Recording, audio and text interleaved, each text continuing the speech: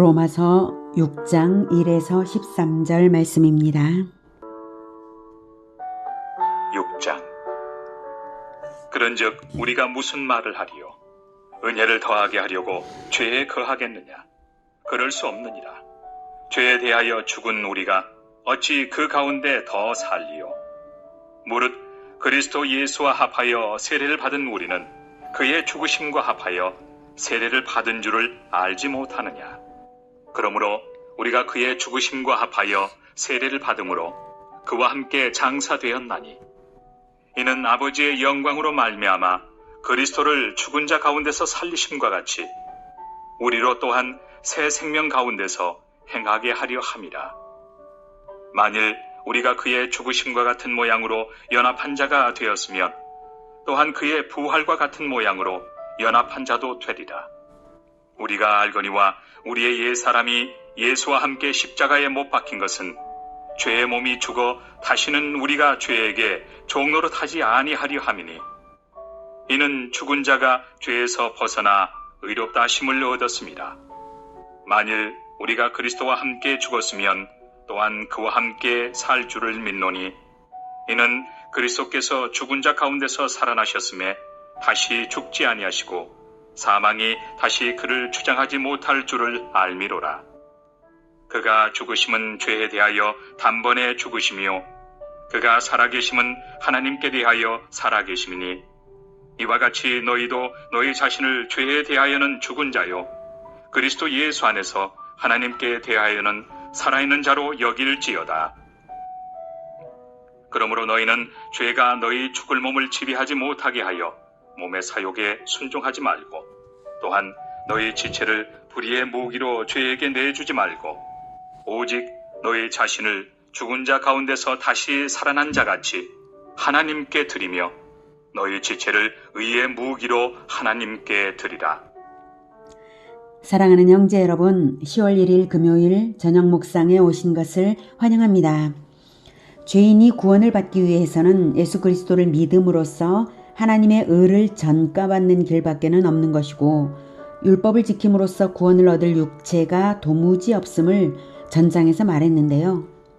그렇다면 바울이 율법 무용론을 주장하는 것으로 오해를 받게 생겼습니다.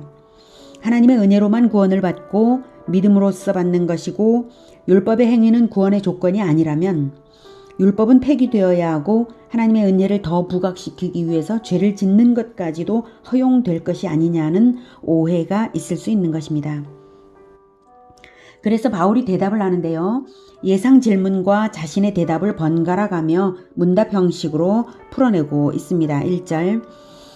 그런즉 우리가 무슨 말을 하리요? 은혜를 더하게 하려고 죄에 거하겠느냐? 이런 반문이 있는데 바울은 단호하게 말합니다. 그럴 수 없느니라. 은혜를 부각시킨다고 해서 죄가 장려되는 것도 아니고 죄가 합리화될 수도 없는 것입니다. 죄에 대하여 죽은 우리가 어찌 그 가운데 더 살리요?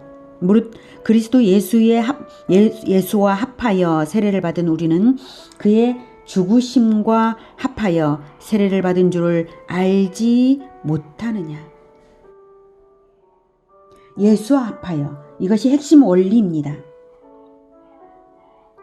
믿음으로 구원받았다는 것은 믿음으로써 하나님의 의를 전가받은 것이고, 하나님의 의를 전가받았다는 것은 나의 죄는 예수께로, 예수의 의는 나에게로 연합으로서 전가되었다는 것입니다. 의와 부활에 있어 연합이 일어났다면 죄와 죽음에 있어 연합이 일어났기에 있는 일인 것입니다. 예수와 합하는 것은 죄를 십자가에 못 박는 것에서부터 연합된 것입니다. 예수님과 나를 믿음으로써 결합시키는 것입니다. 4절. 그러므로 우리가 그의 죽으심과 합하여 세례를 받음으로 그와 함께 장사되었나니, 이는 아버지의 영광으로 말미암아 그리스도를 죽은 자 가운데서 살리심과 같이 우리로 또한 새 생명 가운데서 행하게 하려 함이라. 우리를 예수님처럼 영광 가운데 부활하여 살아갈 아들로 삼으시려고 세례를 주신 것입니다. 세례는 홍해를 건너는 출애굽 이스라엘을 세례받았다고 하거든요. 죽음을 건너서 죄를 버리고 새로운 삶으로 건너온 것이 바로 세례인 것이죠. 세례는 씻음과 연합을 의미합니다. 세례를 받음으로써 예수님과 함께 죄가 죽었고 세례를 받음으로써 예수님의 보혈로 죄가 씻어진 것은 죄를 버린 새 생명 가운데 살라는 것이지 해괴한 논리로 죄를 합리화하며 살라는 것이 아닙니다. 2절 말씀처럼 우리가 어찌 그 가운데 더 살겠습니까? 우리가 어찌 다시 그 죄 가운데로 들어가 살겠습니까? 그것은 연합이 아니죠. 그리고 그렇게 한다면 믿음이 거짓이 될 것입니다. 5절 만일 우리가 그의 죽으심과 같은 모양으로 연합한 자가 되었으면 또한 그의 부활과 같은 모양으로 연합한 자도 되리라. 부활만 연합되고 죽으심에는 연합이 안 될 수가 없는 것이죠. 죄가 죽은 연합이 있으니 영광의 삶의 부활이 있는 것입니다. 절반의 연합이란 있을 수 없는 것입니다. 6절 우리가 알거니와 우리의 옛사람이 예수와 함께 십자가에 못 박힌 것은 죄의 몸이 죽어 다시는 우리가 죄에게 종노릇하지 아니하리여 함이니. 네, 이것이 목적입니다. 죄의 몸이 죽어 다시는 우리가 죄에게 종노릇하지 아니하려고, 다시는 우리에게 죄의 종노릇하지 말라고 예수께서 십자가에 못 박히셨습니다. 그래서 우리가 예수와 함께 십자가에 못 박힌 것입니다. 7절 이는 죽은 자가 죄에서 벗어나 의롭다 하심을 얻었음이라. 만일 우리가 그리스도와 함께 죽었으면 또한 그와 함께 살 줄을 믿노니 이는 그리스도께서 죽은 자 가운데서 살아나셨음에 다시 죽지 아니하시고 사망이 다시 그를 주장하지 못할 줄을 알미로라. 예수님께서 부활하셨는데 다시 죽으시지 않으시고 다시 죽으실 수도 없습니다. 마찬가지로 우리 역시 그런 부활을 보장받는 의의를 전가받은 것인데 다시 죽음을 부르는 죄에게 종노릇을 할 수도 없고 종노릇할 이유도 없다는 것이죠. 부활이 있으므로 죽음이 두렵지 않은 것이고 죽음이 두렵지 않으므로 죄의 종이 될 이유가 없는 것입니다. 죄의 종노릇을 하던 옛사람을 확 털어버리고 영광스런 새 사람으로 살면 되는 것입니다. 아무것도 두려워 말고 오직 믿음의 결단으로 일어서면 되는 것입니다.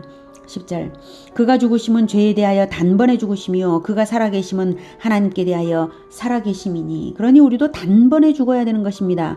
우리의 죄가 단번에 죽어야 하는 것입니다. 그리고 하나님께 대하여 계속 살아있어야 하는 것입니다. 11절 이와 같이 너희도 너희 자신을 죄에 대하여는 죽은 자요 그리스도 예수 안에서 하나님께 대하여는 살아있는 자로 여길지어다. 죽음은 단번에 죽어야 하고 삶은 계속 살아있어야 하는 것입니다. 예수님의 죽으심의 효력이 우리에게 적용되고 예수님의 살아계심도 우리에게 적용됩니다. 죽은 자에 대한 하나님의 태도와 살아있는 자에 대한 하나님의 관심은 천지차이입니다. 우리는 하나님 앞에서 살아있습니다.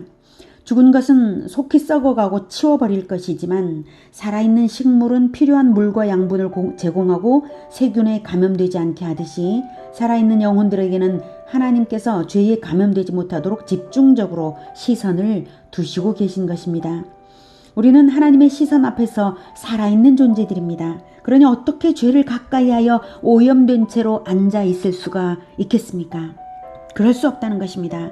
그런데도 우리가 죄를 다시 짓게 되기도 하는데요. 그렇게 되는 이유는 죄에게 속아서 그렇습니다. 12절 그러므로 너희는 죄가 너희 죽을 몸을 지배하지 못하게 하여 몸의 사욕에 순종하지 말고. 네, 우리가 왜 속는가 하면 우리가 부활이 보장된 존재인데도 이 땅의 육체가 죽는 것을 여전히 두려워하는 마음이 있고 죄는 죽을 몸을 아끼도록 우리를 속이기 때문입니다. 그러니 속지 말아야 하겠습니다. 죽을 몸이 죽는다고 부활이 없어지는 것이 아니라 죽을 몸을 위해 사는 것이 오히려 영생을 잃게 할 위험이 있으니 영생을 위해 살아야지 이 땅의 목숨을 위해 죽을 몸을 위해 살지 말아야 하지 않겠습니까? 13절 또한 너희 지체를 불의의 무기로 죄에게 내주지 말고 오직 너희 자신을 죽은 자 가운데서 다시 살아난 자같이 하나님께 드리며 너희 지체를 의의 무기로 하나님께 드리라. 죽었다 살아난 것이나 마찬가지입니다. 우리는 그보다 더하죠. 이 땅에서의 생명이 아니라 영생을 얻었으니 죽었다 살아난 자보다도 더한 은혜를 얻었습니다. 이 땅에서도 죽음에서 건져주면 생명을 걸고 은혜를 갚아 마땅한 것인데 마땅히 우리 자신을 하나님께 드리며 나의 몸을 의의 무기로 하나님께 드려야 합니다. 나의 눈이 보는 것을 조심하고 나의 손이 행하는 것을 정결하게 하고 나의 발이 가는 길을 바르게 하고 나의 입술이 하나님의 입술을 대신해야 하겠습니다. 예수님과 연합되는 지체가 되어야 하겠습니다. 오늘은 예수님과의 연합이 죽음과 부활에 공히 연합되는 것임을 다시 확인하였습니다. 죄가 죽는 것이 있어서 부활도 있는 것입니다. 믿음으로써 은혜를 받은 우리는 부활이 보장된 자들답게 우리의 몸이 예수님의 몸을 대신하는 삶을 살아서 매일의 삶으로서 하나님께 영광 올리는 인생들 되기를 축복합니다. 기도하겠습니다. 하나님, 우리는 다시 살아났습니다. 예수님의 죽으심으로 인하여 영원히 살아난 존재들인데 여전히 죽을 몸을 아껴서 이 땅의 생명을 두려워하여서 죄를 지을 때도 있었던 것을 주님 용서하여 주시옵소서. 그러나 이제 두려워하지 않겠습니다. 죽을 몸을 위하여 살지 않고 썩을 것을 위하여 살지 않고 오직 영원한 생명을 위하여 영생을 위하여 살아가겠습니다. 그래서 영원한 영광, 그 영광을 위하여 그것을 바라보며 살아가겠습니다.